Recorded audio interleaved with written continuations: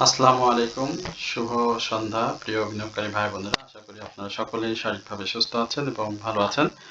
Index পর্যালোচনা এবং আপনাদের অনুরোধের কয়েকটি স্টক নিয়ে সংক্ষিপ্ত পরিসরের এই আলোচনায় আপনাদের প্রত্যেককে জানাই স্বাগতম। সবার প্রতি বিনীত অনুরোধ থাকবে অবশ্যই আমাদের চ্যানেলটি সাবস্ক্রাইব করবেন এবং আপনাদের যদি কোনো স্টক সম্পর্কে জিজ্ঞাসা থাকে সেটি অবশ্যই কমেন্ট সেকশনে আমাকে লিখে জানালে আমরা পরবর্তী আলোচনায় অবশ্যই আপনাদের স্টক নিয়ে কথা বলবো। আপনারা জানেন যে আমরা শুক্র এবং শনিবার শুধুমাত্র আপনাদের স্টকের যে অ্যানালাইসিসগুলো থাকে সেগুলো আপনাদের সাথে শেয়ার করে থাকি। সুতরাং আপনারা যারা আপনাদের পোর্টফোলিওতে থাকা স্টক সম্পর্কে স্টকের গতিবিধি সম্পর্কে জানতে চান সে ব্যাপারে আপনারা অবশ্যই আমাদেরকে কমেন্টসে লিখে জানাবেন। আমরা অবশ্যই আগামী শুক্র এবং শনিবার সেই স্টকগুলো নিয়ে কথা বলবো। মার্কেটের গতকালকের যে আলোচনাটি ছিল সেখানে স্পষ্টভাবে আমি কিন্তু বলেছিলাম যে আরএসআই এর একটা কারেকশন জরুরি। সেই জায়গাতে মার্কেটের আজকে কারেকশন হয়েছে। স্বাভাবিকভাবে আমরা দেখেছি মার্কেটের ডাউন ট্রেন্ড ছিল 5,890, সেখান থেকে 10.11 পয়েন্ট উপরে এসে মার্কেট ক্লোজ করেছে 5,900 এবং ডে হাই ছিল 47, 5,900, সেখান থেকে 47 পয়েন্ট নিচে এসে আজকে মার্কেট ক্লোজ হয়েছে। অর্থাৎ বুঝতেই পারছেন যে মার্কেটের যে গত বৃহস্পতিবার থেকে শুরু করে আজকে বৃহস্পতিবার, অর্থাৎ বৃহস্পতিবার শুরু থেকে এই সপ্তাহের বুধবার পর্যন্ত টানা মার্কেটে আমরা উত্থান দেখেছি। স্বাভাবিকভাবেই কারেকশনটা জরুরি ছিল এবং সেই কারেকশনটা কিন্তু হচ্ছিল মার্কেটে, বাট আরএসআই কারেকশনটা হচ্ছিল না। স্টকের কারেকশন ছিল, আমরা দেখেছি বিভিন্ন সেক্টরের কারেকশন। তো সেই ধারাবাহিকতায় আজকে ইন্ডেক্সের একটা নেগেটিভ প্রভাব আমরা দেখেছি, বাট এখানে ভয় পাওয়ার মতো কিছুই হয়নি। এখানে স্বাভাবিক একটি কারেকশন, এই জায়গাতে কোনো সাধারণ বিনিয়োগকারীদের উদ্বিগ্ন হওয়ার কিছু নেই বা তাদের মনে কোনো সন্দেহ রাখা আমি মনে করি ঠিক হবে না। তবে মার্কেটের টার্নওভারের কথা বলতে হয়, সেই জায়গাতে গতদিনে আমরা দেখেছিলাম 1515 কোটি টাকা লেনদেন হয়েছিল। আজকে কিন্তু সেটা অনেক কমে গিয়েছে, অর্থাৎ 1118 কোটি টাকা। 15, 5, 3, 8 অর্থাৎ 397 কোটি টাকার মতো লেনদেন কিন্তু আজকে মার্কেটে কম হয়েছে। আপট্রেন্ড স্টকের সংখ্যা ছিল 103টি। সেক্টর বাই মুভমেন্টের আগে আমরা একটু টপ গেনার লিস্ট দেখে নিই আমাদের নিয়মিত আলোচনার। টেকনোড্রাগ আজকে হল্টেড হয়েছে, এর বাইরে আমরা দেখি হল্টেড ফার কেমিক্যাল নিয়ে আমরা আলোচনা করছি, বাট এটা আমাদের স্টক নয়, বাট নিউ লাইন আমাদের আলোচনার স্টক, সেটি 30 পয়সা ইনক্রিজ করছে, বাট অনেকদিন ধরে ডাউনে ছিল, সেটিও আমাদেরকে মাথায় রাখতে হবে। অর্থাৎ 30 পয়সা পজিটিভ দিয়ে সেখানে মানে এত বেশি আমাদের উচ্ছ্বসিত হওয়ার কোনো কিছুই নেই। সেক্টর বাই মুভমেন্টে টেক ফার্মা ভালো করেছে মোটামুটি অন্যান্য সেক্টরের তুলনায়, টেক্সটাইল, ইঞ্জিনিয়ারিং, বাট ইন্স্যুরেন্সটাকে খুঁজে পাওয়া একটু কঠিন হয়ে যাচ্ছে। দেখেন মাত্র 6টি স্টক আপট্রেন্ডে ছিল ইন্স্যুরেন্স, যে ইন্স্যুরেন্সকে আমরা ব্রেকআউটের পরে আরও একটু ভিন্নভাবে সামনে উপস্থাপন হবে ভেবেছিলাম, কিন্তু সেই জায়গাতে কিন্তু ইন্স্যুরেন্স তার প্রাইসটাকে ধরে রাখতে পারেনি। আইটি সেক্টর স্বাভাবিক যে মুভমেন্টগুলো থাকে সেই মুভমেন্টে নেই। পাঁচটি আপট্রেন্ড, ডাউন ট্রেন্ডে 5টি এবং ইকুয়াল ছিল একটি। সেক্টরে সিমেন্ট বেশ বড় কারেকশনই হয়েছে, 5টি স্টক, 6টি স্টক ডাউন ট্রেন্ডে 7টির মধ্যে। আর অন্যান্য সেক্টরগুলো আপনারা নিজেরাই দেখতে পাচ্ছেন, মিউচুয়াল ফান্ড কন্টিনিউ করতে পারছে না, বাট কিছু কিছু স্টক প্রাইস অ্যাকশনের চেষ্টা করছে। আমরা একটু চার্ট দেখি, চার্টে কী অবস্থা রয়েছে সেটি আপনাদের সাথে একটু শেয়ার করি। সবাইকে বিনীতভাবে অনুরোধ করব অবশ্যই আমাদের চ্যানেলটি সাবস্ক্রাইব করবেন এবং আপনাদের যদি কোনো স্টক সম্পর্কে জিজ্ঞাসা থাকে সেটি অবশ্যই কমেন্ট সেকশনে আমাদেরকে লিখে জানাবেন। এই জায়গাতে চার্টের নিচে হালকা শ্যাডো রয়েছে, দেখতে পাচ্ছেন। গতকালকে এই দুইটা ডাউন ট্রেন্ড নিয়ে আমি আপনাদেরকে বলেছিলাম যে ভাই এই জায়গাতে যে ক্যান্ডেলের ব্যাপারটি কালকে আমরা ব্যাখ্যা করেছিলাম, সেই জায়গাতে আমি বলেছিলাম যে ছোট ছোট কিছু দু একটি কারেকশন থাকবে। তো সেই কারেকশনটি নিশ্চয়ই আপনারা লক্ষ্য করছেন এবং মার্কেটের যে আরএসআই সেটিও দেখেন গতকালকে 78টি ছিল এবং আজকে 74-এ চলে আসছে এবং আরএসআই এর পাশাপাশি হিস্টোগ্রামের বারগুলো অরেঞ্জ এবং ব্লু রেখার মধ্যে যে পার্থক্য সেটাও কিন্তু কমে এসেছে। অর্থাৎ দেখেন 100 এবং 106 এর অবস্থান। এর বাইরে আপনি দেখেন হিস্টোগ্রামের বার, বলছিলাম যে হিস্টোগ্রামের বারগুলো খুব ছোট ছোট হয়ে আসছে। তো সেই জায়গাতে হিস্টোগ্রামের বারকে আমরা ছোট অবস্থাতেই পাচ্ছি। সুতরাং আমি বলবো যে অবশ্যই অবশ্যই মার্কেটের একটু ছোট কারেকশন রয়েছে এবং সেই কারেকশনের সাথে আপনাদেরকে অবশ্যই তাল মিলাতে হবে এবং এই জায়গায় উদ্বিগ্ন হওয়ার মতো তেমন কিছু হয়নি। আশা করছি যে খুব শীঘ্রই মার্কেট এই জায়গা থেকে বের হয়ে আসবে এবং যেহেতু আমরা বুলিশ মার্কেটে ছিলাম এই মুহূর্তে, সেহেতু আমি ক্যান্ডেলটাকে একটু ভিন্নভাবে আপনাদেরকে ব্যাখ্যা করব। গত দিনে আমরা যে কথাটি বলেছিলাম এই জায়গাতে স্পিনিং টপ হিসাবে যদি কাউন্ট করি সেই জায়গায় ঊর্ধ্বমুখী এবং নিম্নমুখী প্রবণতা যেটা, সেটা অ্যাকচুয়ালি একটা অনিশ্চয়তা প্রদান করে। আপনারা দেখেছেন আজকে দিনের শুরুতে মার্কেটে বিভিন্ন সময় বিভিন্ন রূপ ধারণ করতে এবং সেই জায়গাতে আমরা যেহেতু বেয়ারিশ স্পিনিং টপের আমরা যদি চিন্তা করি সেখানে আরও একটা দুইটা আমরা রেড ক্যান্ডেল হয়তো দেখব। তবে মার্কেট নিয়ে বিভিন্ন পজিটিভ নিউজ ইতিমধ্যে এসেছে বিভিন্ন গণমাধ্যমে, সামাজিক যোগাযোগ মাধ্যমে আপনারা দেখেছেন। তো সেই ইফেক্টগুলো মার্কেটে থাকবে এবং সেইগুলো আমি মনে করি মার্কেটকে পজিটিভ করতে অনেক বড় একটি সুবিধা এনে দেবে। সুতরাং যার কাছে যে স্টকগুলো রয়েছে, মূলত আমি বলবো যে প্রফিট থাকলে প্রফিট যেন মিস না হয়। এবং আপনারা আজকে দেখেছেন যে পুঁজিবাজারের মার্জিন ঋণ পাওয়ার সত্ত্বেও যে বড় ছিল সেটাকে খুব বড় পরিসরে শিথিল করা হয়েছে এবং প্রস্তাব দিয়েছে Bangladesh security and exchange commission. প্রস্তাবিত সংশোধনী অনুযায়ী এ ও বি ক্যাটাগরির সব শেয়ারের মার্জিন ঋণের আওতায় আসবে, অর্থাৎ একই সঙ্গে বি ক্যাটাগরির শেয়ারের ক্ষেত্রে ন্যূনতম যে 5% লভ্যাংশ দেওয়ার কথা ছিল সেটি তুলে দেওয়া হচ্ছে এবং সামগ্রিক মূল্য, যেটিকে আমরা পি রেশিও নামে, পি অনুপাতে বেড়ে গেলে যেমন মার্জিন রেশিও থাকে, তো সেই মার্জিন রেশিওটা এখন আসলে কমবে না, এটি 1:1 অনুপাতেই আসলে বহাল দেখার একটা প্রস্তাব করেছে কমিশন। তো 2025-এর সংশোধনী খসড়া যেটা প্রস্তাব কমিশনের 1020তম সভায় অনুমোদন দেওয়া হয়েছে, সেইখানে কিন্তু বিদ্যমান নীতিমালার বা বিধিমালার বিভিন্ন শর্তের কারণে মার্জিন ঋণ গ্রহণে বিনিয়োগকারীদের জটিলতার মুখে পড়তে হয়।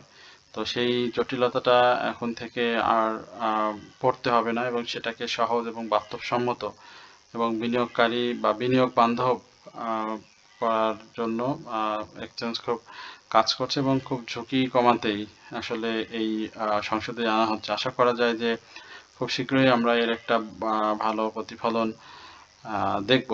তবে জেড ক্যাটাগরির এবং ওটিসি, এসএমই বা স্মল ক্যাপিটাল কোম্পানি শেয়ার আগের মতো মার্জিন সুবিধার বাইরে থাকবে। তাদের মার্জিন সুবিধা নিতে হলে যে নিয়মগুলো রয়েছে, সেই শর্তগুলো রয়েছে, সেগুলো পূরণ করতে হবে। আর বিমার ক্ষেত্রে, বিমা মার্জিনের ক্ষেত্রে পি রেশিওর সর্বোচ্চ পর্যায়ে হতে হবে, মিনিমাম 1 হতে হবে। ব্যাংক বলি বা অন্যান্য আর্থিক প্রতিষ্ঠান ছাড়া মার্জিন ঋণের জন্য সর্বোচ্চ পি রেশিও যেটি, সেটি 30-এ বহাল ছিল এবং সেটি 30-এ বহাল থাকবে। সুতরাং আমি আমার প্রিয় বিনিয়োগকারী ভাই ও বোনদেরকে বলবো যে আপনারা এই মুহূর্তে কোনো প্যানিক হবেন না। আমি বারবার আমার এই চ্যানেলের মাধ্যমে শুধু একটি বার্তা আপনাদেরকে সবসময় খুব বেশি দিয়ে থাকি, সেটা হচ্ছে প্যানিক না হওয়া। আর আপনাদের যদি কোনো স্টক সম্পর্কে জিজ্ঞাসা থাকে সেটি অবশ্যই আপনারা কমেন্ট সেকশনে আমাকে লিখে জানাবেন। আমরা আপনাদের অনুরোধের যে কয়েকটি স্টক রয়েছে সেই স্টকগুলো নিয়ে একটু কথা বলবো এবং কথা বলার এই পর্যায়ে আপনাদের কাছে একটু করজোরে ক্ষমা চেয়ে নিচ্ছি। সেটা হচ্ছে আমাদের সাউন্ডের একটু নয়েজ হচ্ছে, ব্যাকগ্রাউন্ড সাউন্ড অনেক খারাপ হচ্ছে, ভিডিও শুনতে হয়তো আপনাদের অনেক কষ্ট হচ্ছে, এই জন্য আমি খুব আন্তরিকভাবে দুঃখিত। আসলে আমার সময় দিয়ে বা নয়েজ রিডিউস করে বা আরও অন্য হেডফোন ব্যবহার করে যে ভিডিও করতে হবে সেই সময়টুকু আমি এই মুহূর্তে দিতে পারছি না। আশা করছি খুব দ্রুতই হয়তো আমি আমার এটা নয়েজের যে ব্যাপারটি রয়েছে সেখান থেকে বের হয়ে এসে ভালো ভিডিও আপনাদেরকে দিতে পারবো, এবং সেটি খুব বেশি সময় হয়তো লাগবে না। আমরা আগামী সপ্তাহের মধ্যেই সাউন্ড সংক্রান্ত যে জটিলতাটি রয়েছে সেটি শেষ করে ফেলবো। আমরা এসপি সিরামিক নিয়ে একটু জানতে চেয়েছেন। এসপি সিরামিক আমাদের বেশ জনপ্রিয় একটি শেয়ার। এসপি সিরামিকের আমরা দেখেছি যে একটা ঊর্ধ্বমুখী প্রবণতা ছিল, এবং সেই জায়গাতে এসপি সিরামিক কিন্তু প্রাইস ধরে রাখতে পারে। গত কয়েকদিন আগে এসপি সিরামিক নিয়ে যখন কথা বলি তখন কিন্তু এসপি সিরামিকের একটা কারেকশনের এই যে জায়গাটাতে কারেকশনের কথা বলেছিলাম, এবং সেই জায়গাতে এসপি সিরামিক কারেকশন দিয়েছে। এই জায়গাতেও একটা বড় কারেকশন দিয়েছে। ফার্স্ট অফ অল এসপি সিরামিকের জন্য আমি যেটি বলবো যে এসপি সিরামিকে যদি কারোর প্রফিট থাকে তাহলে এসপি সিরামিকে অবশ্যই প্রফিটটা নিতে হবে।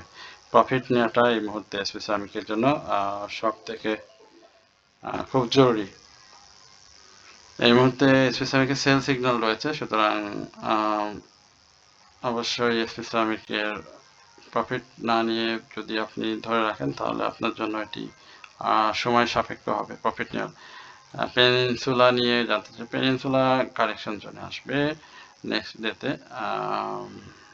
যদিও এই জায়গাটাতে একটা চান্স রয়েছে নতুন করে আবারও ভালো মুভমেন্ট করার জন্য। পেনিনসুলাটা দেখেন অনেক ডাউনে ছিল, হ্যাঁ 9 টাকা ছিল সেই শেয়ারটাকে চমৎকারভাবে, এবং এটা যে খুব বেশি সময় নিয়েছে আপনি যদি দেখেন 2026-এর শুরু থেকে এই যে 11-12 টাকা থেকে শুরু করে 28 টাকা 50 পয়সা এই জায়গাতে হাই করেছে। বাট পেনিনসুলায় এর পূর্বে কিন্তু মোটামুটি একটা ভালো প্রাইস ছিল 44, বাট এই জায়গাগুলোতে সে মানে অধিকাংশ ক্ষেত্রে আমি দেখেছি যে ডাউন ট্রেন্ড ছিল, এবং ডাউন ট্রেন্ডের পরে যখন সে আপ ট্রেন্ডে গিয়েছে তখন এই লেভেলগুলো থেকে ব্রেক করে 28 টাকার উপরে গিয়ে 32-তে সবসময় থাকার চেষ্টা করেছে। সুতরাং পেনিনসুলা নিয়ে যদি বলতে হয় তাহলে 28 টাকার এই জায়গাটা অত্যন্ত ইম্পর্টেন্ট পেনিনসুলার জন্য। তো এটা যদি সে ব্রেকআউট করতে পারে যে জায়গাতে রয়েছে, এখান থেকে ব্রেকআউট করলে আমরা 32 টাকা পর্যন্ত পেনিনসুলার একটা গন্তব্য দেখতে পাবো। সুতরাং পেনিনসুলা অবশ্যই যদি পোর্টফোলিওতে থেকে থাকে বাই প্রাইজের আশেপাশে থেকে থাকে তাহলে হোল্ড করা, এবং সাপোর্ট ভেঙে গেলে অবশ্যই সেটি আপনাদের উচিত হবে স্টপ লস নিয়ে সেখান থেকে বের হয়ে আবারও তার কারেকশন জোন থেকে বাই করার চেষ্টা করা, যেখানে আপনি সহজে মুভ করলে যাতে প্রফিট নিতে পারেন।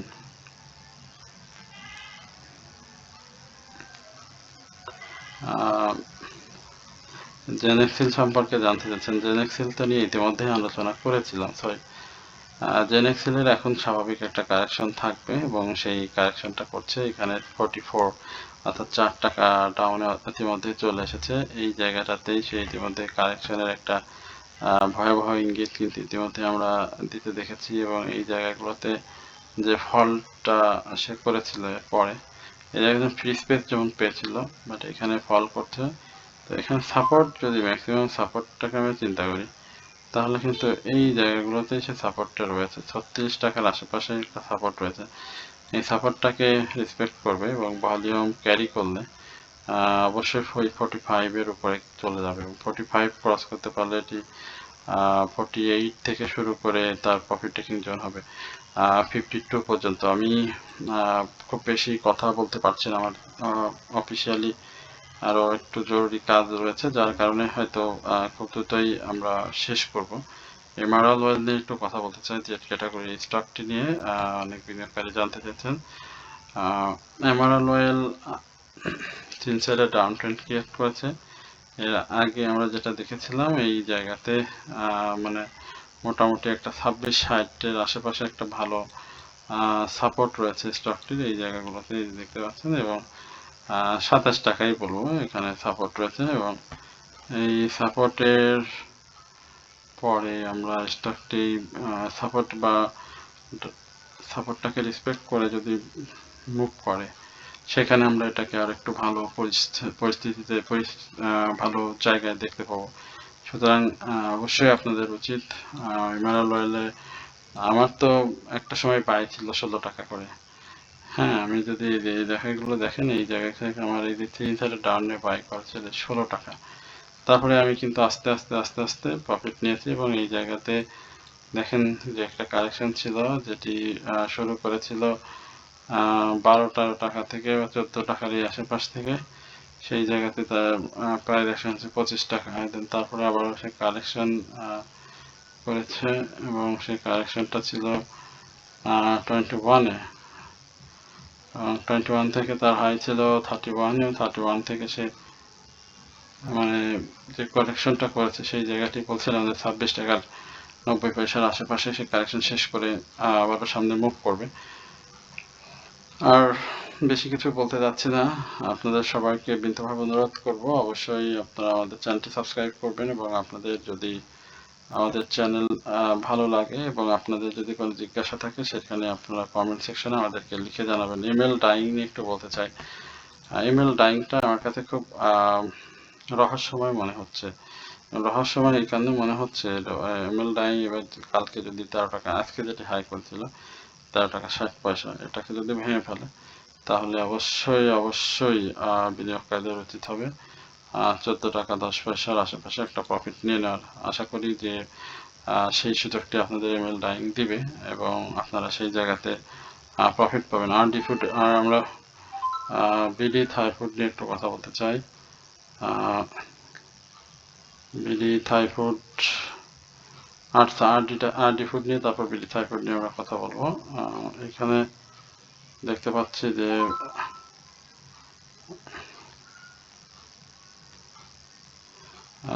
থ্রি সাইডে ডাউন ট্রেন্ড ক্রিয়েট করেছে এবং আমরা এই জায়গাতে খুব বেশি ডাউন এখানে আর হয়তো দেখতে হবে না আমাদের। ইতিমধ্যেই ভলিউমটা খুব বেশি লো করে ফেলেছে এবং এই লোটি 26 টাকা 80 পয়সার আশেপাশে আসার একটা সম্ভাবনা, 26 টাকা 60 পয়সা আমি যদি বলি, এই জায়গাতে আসার একটা সম্ভাবনা রয়েছে।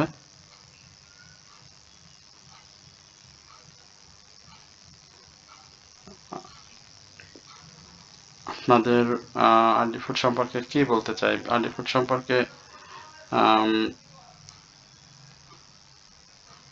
স্টপ লস যারা বাই করেছেন জানতে চাচ্ছেন, 28 টাকা 60 পয়সা এই জায়গায় সাপোর্টটা ভেঙে গেলে স্টপ লস নিতে পারবেন। এটাকে দেখেন আগামী দিনে। আশা করি যে এই জায়গা থেকে সে একটু হলেও চেষ্টা করবে ব্যাক করে সামনের দিকে মুভ করার। বাট আরডি ফুডের সার্বিক পজিশন যদি বলতে হয় সেটি চমৎকার রয়েছে। আশা করি আরডি ফুড যদি এই জায়গাগুলো থেকে ঘুরে যায়, 28 টাকা 60 পয়সার এই জায়গাটাকে তো ঘুরে যায়, তাহলে এই জায়গাটাতে সে আপনাদের প্রফিট দেবে 2 টাকার মতো একটি গ্যাপ দিয়ে 30 টাকা 50 বা 31 টাকা সমান এই জায়গাতে আসবে। তারপরে যদি সে ব্যাক করে আমি মনে করি যে তার প্রাথমিক কারেকশন ক্লোজ হবে 32 টাকা 70 পয়সার উপরে। অবশ্যই এই জায়গাটা নজরে রাখবেন, যেহেতু ভলিউমটা হঠাৎ করে এখানে যেহেতু ভলিউম প্রাইসটা ছিল, এখানে ভলিউমটা মোটামুটি ধরে রেখেছে, আজকের যে ডাউনট্রেন্ড সেখানে কিন্তু ভলিউমটা একেবারে ছেড়ে দিয়েছে। তো এই ব্যাপারটি খুব গুরুত্বপূর্ণ মার্কেটের জন্য। আর বেশি কিছু বলতে চাই না, অবশ্যই আপনারা আমাদের সঙ্গে থাকবেন। আপনাদের কোনো প্রয়োজন, ইন্ডেক্স সম্পর্কে কোনো কিছু জানা, স্টক সম্পর্কে কোনো কিছু জানা, সেটি অবশ্যই কমেন্টসের মাধ্যমে। এর বাইরে আপনারা যারা আমাদের হোয়াটসঅ্যাপ গ্রুপে জয়েন করতে চান, সেই সম্পর্কিত যদি কোনো জিজ্ঞাসা থাকে তাহলে সেটি আমাদের হোয়াটসঅ্যাপ গ্রুপে প্রশ্ন করে হোয়াটসঅ্যাপে জয়েন করলে, অ্যাকচুয়ালি জয়েন না করলে গ্রুপে তো আসলে প্রশ্ন করার সুযোগ পাবেন না, তবে 1-to-1 মেসেজের মাধ্যমে আপনারা আমাদের কাছ থেকে অন্যান্য যে প্রয়োজনীয় তথ্যগুলো আছে সেগুলো জানতে পারবেন। সকলে ভালো থাকবেন, সুস্থ থাকবেন এই প্রত্যাশায় আজকের আলোচনা এখানেই শেষ করছি। আসসালামু আলাইকুম ওয়া রাহমাতুল্লাহি ওয়া বারাকাতুহু।